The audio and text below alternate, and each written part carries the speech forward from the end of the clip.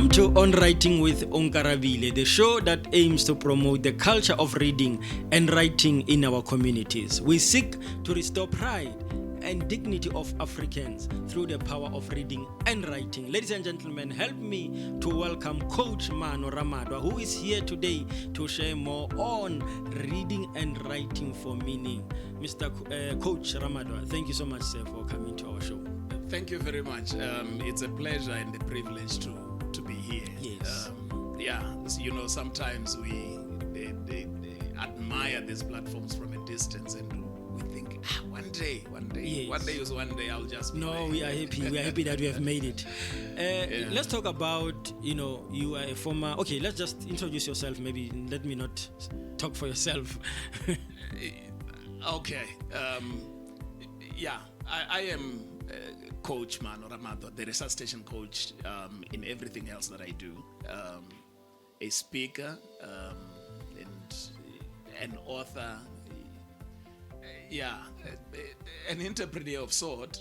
There are things that I do outside of this, but the basic thing that I do is all about education. We look at things that we do every single day, and because I'm a trained teacher, a professionally qualified teacher, I always have an vested interest in our education, because you see, if you have to leave the children with a legacy, you need to leave them with a legacy of education. Very true. And that is the biggest legacy that we can give. Obviously, it comes after faith. So when we give that, we are so sure that we have actually planted the seed. And from there, the child themselves can see what to do. And that's exactly who I am and all about. No, that's very true. Talking about learners or the kids, let's just go straight to our topic today. The recent study that has been revealed, 81% of kids, grade 4 learners, cannot read without meaning. Yeah. It's very embarrassing. Yes, very embarrassing. As the qualified professional teacher, as you have said, and you are also busy with some educational projects as we speak. Yeah. Please, let's talk about that. You see, my point when I said it's very embarrassing, it's embarrassing because we are all hyped about, we want our education to be the best education system in Africa, at least. But the statistics don't actually show us that we are doing so well. Yes. In fact, the statistics show us that we are doing badly. But at the center of it is funding. We are like the olden uncles who, when they wanted to buy something for themselves, they'll go and invest in a Brentwood for themselves. And when they come back to buy for the children, they go to Pep Store and buy clothes that within 2 months or 3 months, whatever, they might have to replace. And I think we are, in our way of funding for schools, we are a bit skewed. And we're not targeting, even though there is enough research, we're not targeting the real situation that we need to be targeting. So if we say the recent study shows 81.7%, for example, of learners in grade 4 unable to read for meaning. So it means that if you give them a paragraph to read, they may be able to read it, yes, but they may not be able to explain to you what it is. Yes. So if you take that and you take it back to the classroom and say, do children understand the question papers that they are reading?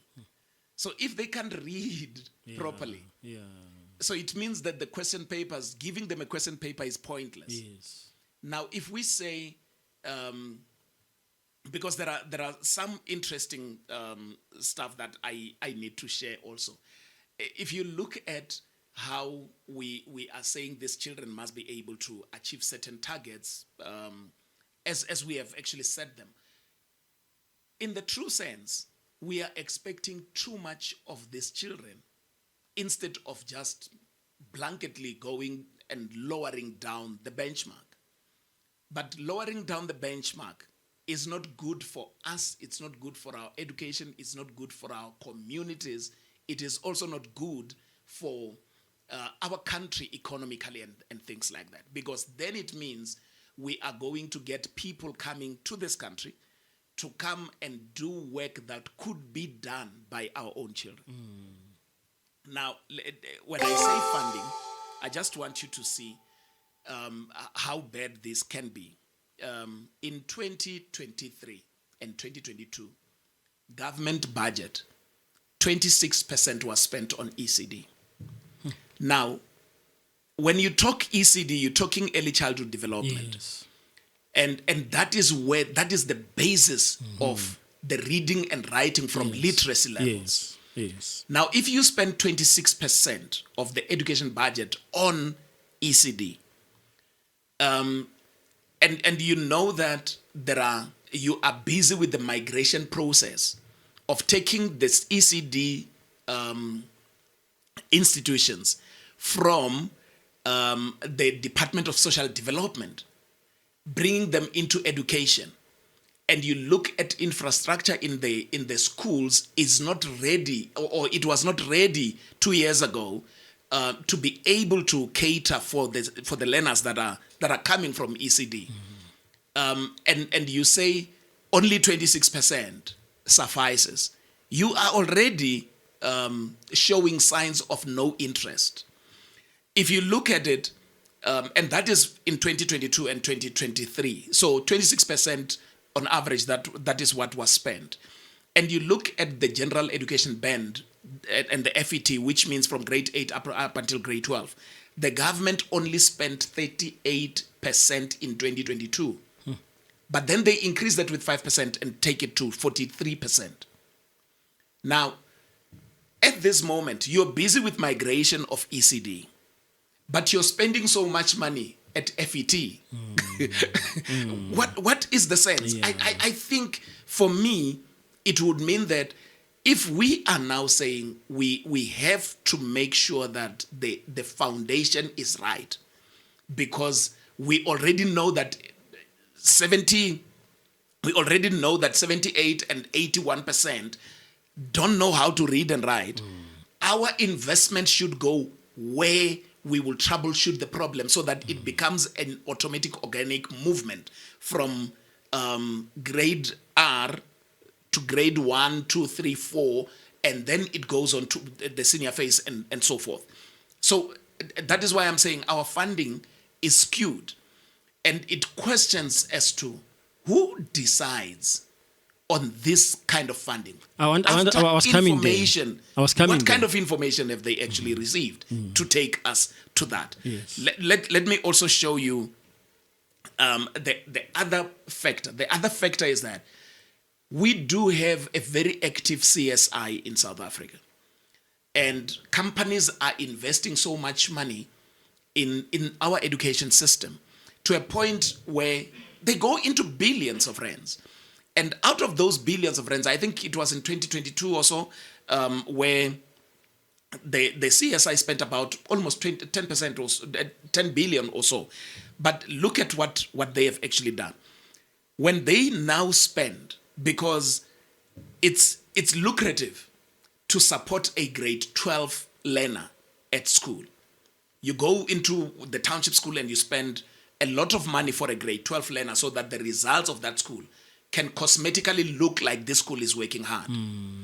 And my problem becomes, if you're going to do that, you need to start thinking, if you have come to support grade 12, what happens to the grade 11s who are going to be grade 12 in 2024? What happens to the grade 10s who are going to be in grade 12 in 2025? So once you start supporting grade 12, you have actually put a noose around your neck, because you must do that all the time. And the people who are supposed to be doing the bulk of the work are the teachers who are being paid in the school. Mr. Ramadwa, I wanted to ask you, is there a platform where this information is being shared to alert our high institution officials to understand this? Yeah. I'm privileged to be part of the organization that sits every single year. It's called the initiative is called the Reading Panel. We meet in Cape Town every February. And amongst the guests who attend that forum are university experts, are people within government, because I do remember that when I was there in 2022, we met up with the district HODs from other departments in the Northwest, in Limpopo, and so forth. So they were part of that. And such information was shared. After the information was shared, what do they do when they get back? They go back and face the same system that is not really friendly, completely friendly to the needs of this basic problem that we are having, where learners would not be able to read and write. But do you know what is very interesting? I spoke about the CSI spending. Now look at how much the CSI spends within the school in terms of percentages of their own budget. 22% of that they spend on learner development. Now, this is where the grade 12 support classes come in. And we're talking about the CSI only. We're not talking about the programs like the Gauteng SIP program, which is funded hugely, which has now gone on to, it's more than 10 years now. And when it was started, it was said, no, we are just going to do it for about 2 or 3 years. But it has actually found itself running for a longer period of time, which is what I indicated to you. You can't start at grade 12, because when you start at grade 12, you are perpetually going to do that. So which means that now they have already arrested themselves in Gauteng to say, we are going to continually do this because the results look like they're good. But how we show that the schools are functioning? Because for me, having such kind of results, it makes absolutely no sense if the school from grade 8 to grade 11 is dysfunctional. Because then that dysfunctionality would actually come and show itself in grade 12.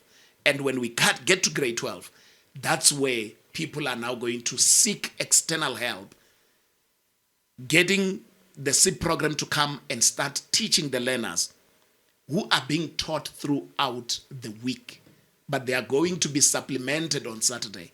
And then the school produces the 78% results or 80% results. And then we clap for it. What are the targets? Apart from the support itself. Because we need to start questioning that. And unfortunately, that is not a good discussion to have. But interestingly, look at what CSI also does to support language and literacy. Then this should actually shock you, because that's what it says to us. We are not doing much for this. In terms of subjects, 13% goes into language and literacy. So 22% learner development, 13% goes to language literacy. And it is in language where when learners are being asked about the question in mathematics, it comes in English. When learners are asked questions for those African schools, well, the African schools are not really doing so bad. The question would be coming in Afrikaans if they are the medium of Afrikaans is the medium of instruction. But in our township and village schools, because the learners are doing English as a first additional, so if they can read for meaning, it means that the question papers themselves, it's too hard for them to crack. And we're talking the majority here. And that is why we're going to have this kind of... Mr. Ramadwa, let's just go to a short break. When we come back, I want us to continue with this. It's very tense, this conversation. Yeah. Ladies and gentlemen, we are just going to a short break. Please don't forget to subscribe, to share online. We will be back shortly. The Creative Corner with Nolo Knowles, a cozy and inspiring show that features interviews with artists, showcases their work, challenges, and successes. Every Tuesday at 2 p.m. only on Share Radio. Tune in live on Facebook, YouTube, and TikTok. This is Share Radio. Welcome back to On Writing with Onkarabile, the show that aims to promote reading and writing in our communities. We are still having Coach Maano Ramadwa, who is having a very tense conversation about education. Mr. Ramadwa, let's continue where we have stopped. Yeah, I think I need to shock you a little bit more. Okay. Because if you understand this 81%, well, of learners that are not able to read and write, to read for meaning. Yes. There is also some more horrible facts. And it is said that in the report that more than half of all grade 1 learners in a particular year do not know how to pronounce all the alphabets, the letters of the alphabets. More than half of school-going grade 1 learners. So they can't actually go on 26 alphabets. So they will get stuck maybe around the 15th alphabet and so forth. So that's an indictment to us as teachers in terms of what is it that we actually do. Here is another one. 41% of grade 6 mathematics teachers in South Africa, right? They are less proficient when you compare them with 87% of Zimbabwean mathematics teachers in the same grades and 95% of Kenyan teachers in the same grade.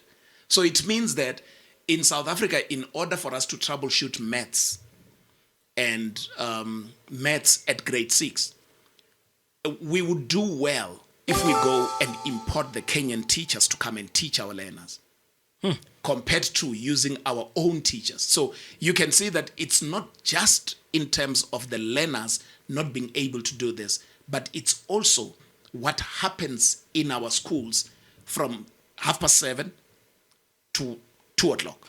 But then I want to know, Mr. Ramad, are we still going back to the same issue of funding, even when it comes to the teachers? I would still say funding is important. I'll tell you why. Because when you talk about all these statistics, if we break them down and start zooming in to say which schools are more affected and which schools are less affected, you will find, and here I can bet my last cent, you will find that the township black village schools are the ones that are more affected. But the more affluent schools, like the former Model Cs and so forth, you will find that they're less affected. And if you look at the factors that actually create that, you would find that an average school in the township, which has 1,200 teachers, for example, 1,200 learners, you will find that the staff there could be about 42, 45. But if you go to the same school in the suburbs, the Model C school, you'll find that the staff is about 80. That speaks funding. Yeah. Because if you want to have a situation where these children are taught in small numbers so that they can actually be given individual attention, you'll have to reduce the class sizes. And reducing the class sizes, it means you must have more teachers to carry the load. It seems we have a long way to go, Mr. Ramado. But I want to ask you this question. You said it earlier, that the conversation is there. Yeah. It's being shared by every end of the year on with that panel, right? Reading panel. Yeah. When they come back, they face the same system, which is not friendly. Yeah. So I want to understand that, because now we want solutions.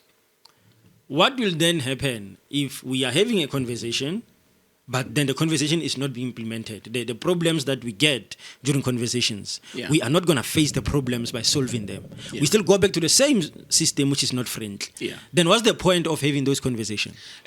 Conversations are important for us to have. That is why even your platform, as we are sitting here, there are people who are sitting close to this community who get the access to this podcast quicker than people perhaps who may not actually be aware of this podcast. But the people who are closer, when they hear these facts, it begins to talk to them. And even when they start looking at the school, they start to look at the school from a different perspective. But I haven't finished shocking you up. But I need to shock you up with the grade 6 learners. This is now a very interesting thing. A grade 6 learner in Kenya, for example, they are saying, according to research, this grade 6 learner is 2 to 3 grades ahead of a learner who is in the Eastern Cape. So let's talk about it. You have a learner in the Eastern Cape who is in grade 4. So the literacy levels of that learner who is in grade 4 in the Eastern Cape is equivalent to a learner who is in grade 7, 4, 5, 6, 7, in grade 7.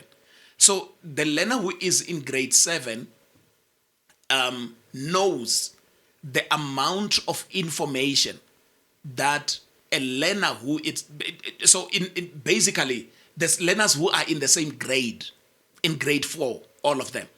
But the learner who is in grade 4 in Kenya. Is equivalent to a learner who is in grade 7, 6 and 7 in South Africa, in the Eastern Cape. So you can see that how backward we are. But coming back to the issue of conversations. Conversations are important for us to have. We need to have these conversations because if we don't diagnose the problem, we will not know what to do with the problem. Very true. Now, here we are. Learners don't teach themselves. So you take the learners and you put them into grade 1 or into grade R. They're not going to teach themselves. Yeah. They would need teachers to teach them. Now you need to get to a point where sometimes, and I've done this when I was still a school principal, and a lot of times when I address school principals, I speak to them about these things. I was not a school principal of a primary school. I was a principal of a high school. Here is the thing. In high school, you've got these minors called physical science, and you've got mathematics. Did you know that not all physical science teachers who are qualified to teach physical science know the two strands equally? The two strands of physical science, meaning chemistry and physics. You will be shocked that a teacher who understands physics so much and so well and who can explain it at any time would be very pathetic in chemistry. Now, the opposite can be the case. Now, what I did with my teachers at school, I actually sat with them down. And that was when I was still a deputy principal at the time. I sat with them down and I said, physical science teachers, this is our conversation. We don't go out of this when we have not been truthful. Because what we say today, it is the situation that is going to bind us for the next 3-4 years. Tell me which of the strands between the physics and the chemistry do you understand the most and you are comfortable in teaching them. And the teacher started talking. And when the teacher started talking, as a manager, I needed to find a solution for the teachers. Because it's not their fault that they don't understand a particular strand, but it's in me as a leader to be able to find a solution with them. And the solution was timetable. So if we have 2 teachers, one is good in physical science, in physics, one is good in chemistry, then we must, in our appointments, we must now appoint people who understand these things differently. So that when we come to the timetable, we allocate 3 periods for physics and 3 periods for chemistry. And together, they form physical science. So the children are benefiting out of the 2. So when they benefit out of the 2, it means that our results, our physical science results, because of the effort of the chemistry teacher and the efforts of the physics teacher, our results in physical science would now go higher. Because we have sort of appointed specialists. Mr. Mad, let me just cut you. I want us to go to language. Same issue, same point. Yeah. Let's switch now to languages. Do you believe or think that the same can happen to languages? It does. It does. I'm trained as an English teacher. And to be honest with you, I love language more than I love literature. It's just unfortunate. You know, when you look at it, it's almost like a disjuncture because I'm an author. But the truth of the matter is, when I get into the classroom, I love teaching language more than I love teaching literature. So you can have a language teacher, you can have a literature teacher.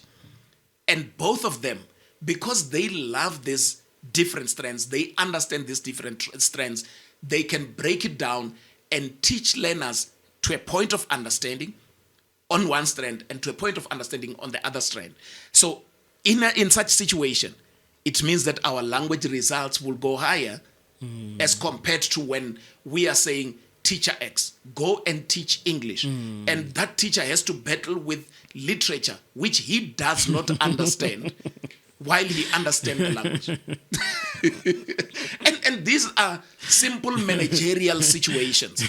It means that the management must be able to understand this kind of situation. And that is why we have the Resuscitation Leadership book, because that's where we actually discuss this kind of situations. So I really want to find out what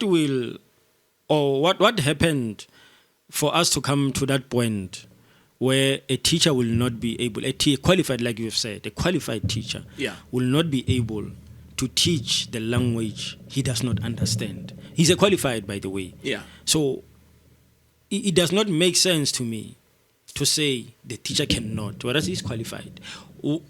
What happened for us to come to that point? There are a number of factors, and one of the big factors that we have spoken about is that in many platforms is that the current government, when they took over the government, well, and this is on a very lighter note. I think they got very excited. They got very excited and they wanted to abolish everything else that the apartheid government was doing. And one of the biggest mistakes they've made was to abolish the teacher training colleges. Now, you see, I'm a product of a teacher training college. I went to college and studied for 3 years. And I was doing teaching practice every single quarter. So before I go back to the college, I will start at school. So I start in January, end of January, then I do beginning of April, I go for my first practice teaching in the first year to go and observe how teachers do things and so forth. And after June, in July when the schools reopen, I go back and then I start teaching. Do you understand? For the 3 years, that is what I've been doing. But universities, when the colleges were abolished, universities can only, and this is what they do, in their final year, that's when they commit teachers to practice teaching. No, they do it twice a year in universities, twice a year. Twice a year? Yeah. Every single year? Yeah, every single year. Well, maybe we used to do it when I was still at maybe university. That is what has actually changed. And the other big issue is the people like you who go and do, and this is the most critical, who go and do BSc. You do BSc, you have no interest in teaching. You qualify, the job market is not friendly for you in the fields that you have studied. And then you start thinking, what else can I do in order for me to get a job? And then you go and do the PGCE, which I thank government because they are now in the process of just doing away with that course. So, and then all of a sudden you come into the schools and you're going to teach, but you never had an interest. Now you see, there's a difference between passionate teachers and economic teachers. So passionate teachers are people like us who went into teaching for the love of teaching. Economic teachers are those who are becoming teachers to solve their economic problems. And the understanding will be different. And the commitment will be different. And if you don't actually troubleshoot that, and maybe swallow the bitter pill and say, let's reopen those colleges. Let's take teachers back to where they should actually be.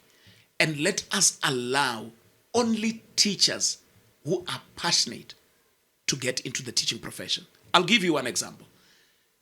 Maybe it's one of the solutions. Can you reserve the example after short? Let me just take another last short break. Then when we come back, you give us that example. Ladies and gentlemen, please don't forget to subscribe to Share Online. We will come back shortly.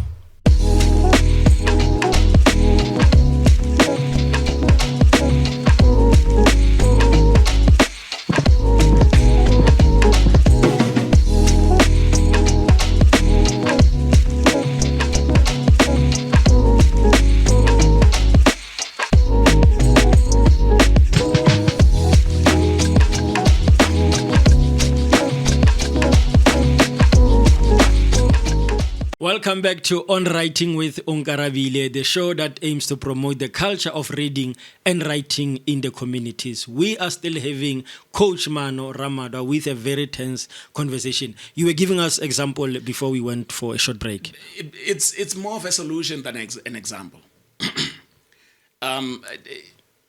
Let's look at what the government has tried to do. The presidential initiative. Almost 20 learners or 20 young people were fostered into schools, and they were given a stipend for the whole year. I think this initiative started in Gauteng and all that as teacher assistants. Mm-hmm. Now, you get these young people and you take them into schools, but you do know that you have serious problems in schools. And you are not targeted in terms of what their role is when they get into school. And this would be my advice to authorities to say, if you can have an opportunity to appoint 20 learners, 20 young people, and bring them into one of these township schools, out of the 20, if you were to take these 20 and target primary schools where this majority of the problem is, and you take them to primary school and say each primary school will qualify for 20, 25 young people, but you screen the young people whether they know how to read properly or not. And once you have them there, then you give them the early childhood development courses. So in a way, you are now saying these are young people who have an interest in education. Then we are not just going to give you the stipend, but we are also going to give you a qualification where when you are done, you will continue until we have the budget, enough budget, to make you permanent in your positions. But your responsibility becomes the reading programs within the school, every primary school. And then you go on and you say, high schools, we are not leaving you behind. We will give you 10 of those young people. They would focus on reading purely because this is the bigger problem that is at hand. We can solve this problem. The reading panel has the mandate up to 2030. We are now going 2024. So if we want to really troubleshoot this and achieve the targets, we need to get to a point where we turn these young people that we are bringing in for job creation, whatever, but we utilize them fully for reading programs within the school. So it means that every class would have a reading buddy or something that would actually assist the teacher within the school for the children to begin to read, and also to understand. In the long run, in the space of 6 months, in the space of 12 months, we must be able to have targets to say, these learners, when they have started with this program, what is it that we want to see in the next 6 months? What is it that we want to see in the following 6 months? So in that, from grade R, and we take it to grade 4, we might have done a huge work in terms of troubleshooting the problem. Now, as an individual, you are also involved in ECD. Yeah. Apart from funding, the challenges that we have with the authorities, system not being friendly, as an individual, what is it that you are doing to actually do your best to bring change when it comes to this issue? You see, it's a very painful situation. Of course, other initiatives, I won't be able to talk about them because those are, creative initiatives. One of the initiatives that I've actually spoken about, that I've just spoken about, I have made a presentation to one of the CSI programs, so that we can actually pilot that in one district or within a certain community of schools, so that we can actually look at those, because the government will appoint those learners, those young people, give them the funding, the stipend.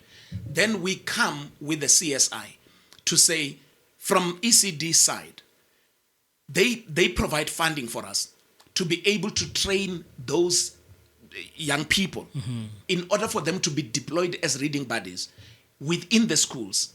So the government pays them their stipend, but on the other hand, we are assisting them to go halfway in terms of their qualification, so that they can be qualified to do this work in a manner that would also be advancing education completely. And in the process, the government, after a number of years, they would not really need to continue with those students, because the students would have qualified. Now they can actually get a salary. They can advance themselves going forward. But in the process, would have actually tried to solve the problem within that community of schools. So if we do that, if it can be done in one area, then it can be rolled out in all the other areas. And it becomes a compulsory program that schools would just embark on. Mr. Ramadwa, the last question, then we wrap up this conversation. I wish we had more time. What will you advise the teachers that are already at work now? There is no turning back. They are at work, they are working, they are qualified. But then they have a challenge that you have mentioned, that they themselves cannot understand. Some of them cannot read with understanding. The same very problem that we have with grade 4 learners. What I'm saying with this is we are the product of our own teachers. So if you listen to me and you realize that I'm not really speaking the language very well, you must know exactly where the problem started. It did not only start now, because if my teachers had actually taught me very well, I would have been able to express myself very well. Exactly. So I laugh about this because sometimes I sit in boardrooms and I listen to even CEOs when they speak, and you listen to the language that is used, and you begin to see the teacher who taught the CEO. So it's a ripple effect. And I'm not saying my teachers were extremely good, but they did their best. What was so important for me, and what is also important for many other teachers, and I know there are very good teachers out there. There are teachers who love teaching. And that is why I would not be able to say teachers are lazy, teachers are not doing. I know in every school there are teachers who are so passionate about what they do, and it's important for them to be supported. But those ones that are not pulling their weight, it is important for them to empower themselves. It is important for CSI to begin to shift things a little bit and start looking at what is it that we can do for the teachers and management. Because some of these things are strategy based. They don't really need a lot of money. They need management that is open-minded, that can actually come up with strategies and implement the strategies. And when they get stuck, they say, we are not having money.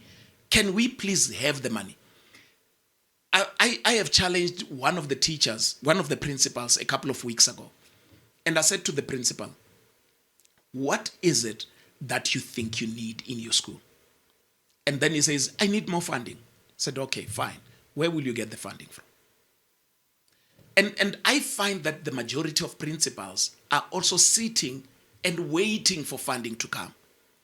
And yet they know, if you go into a staff room or rather into a school, and you look at the parking lot, you can count a number of cars that are there coming from the same brand. You can go and count how many Toyotas, maybe 15 Toyotas. And out of the 15 Toyotas, if I was the principal, I would actually take pictures of those Toyotas and put up a proposal to Toyota company and go to Toyota and say, look at how much our teachers are supporting your company. Or even just a dealership somewhere, maybe around in Rodiport or whatever. Look at how much our teachers are supporting your dealership. Can you actually appoint 2 teachers for us? And you don't have to give me the money. Take these teachers, pay them from your, let's say it's called Toyota Attridgeville. Pay them from Toyota Attridgeville, but they report at our school. But we are able to utilize them for the programs that we want to embark on. So it goes back to what we were talking about in the beginning, where Model C schools are beating us.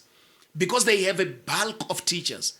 Some of them, they are paying them from the school fees. And we know township schools are experiencing challenges of school fees coming in. But you can be able to go and approach a company and say, appoint for us 4 teachers, pay them, control their payment. When their salaries come, they don't have to come to the school. They come from you directly. Help us so that they are here and we are able to teach these learners in a manner that would assist in terms of the workload. The lesser the workload, the more the teachers are going to be effective. If people want to get hold of you, Mr. Ramadwa, you have 2 books in front of you there. Yeah. Where can they get you? Where can they purchase your books? You see, and this is the relevant time because this particular book, Resuscitation Leadership, it has a model inside called the Resuscitation Leadership Model, which goes on 5 strands: the review, the relate, the recognize, the response, the recognize, and the reform. 5. It's a model that I teach. Any school and so forth. That's what we do. So to get into contact with us, Maano Resuscitation Coach Ramadwa on LinkedIn, on Facebook, on Instagram. Well, I'm not really much of an Instagram person, but on Twitter, same thing. Well, on X, same thing. Or you can contact me on 068 392 1730. Or you can just go onto my website, www.maano, M-A-A-N-O, Ramadwa, RAMADWA.com. That's how people can get hold of me.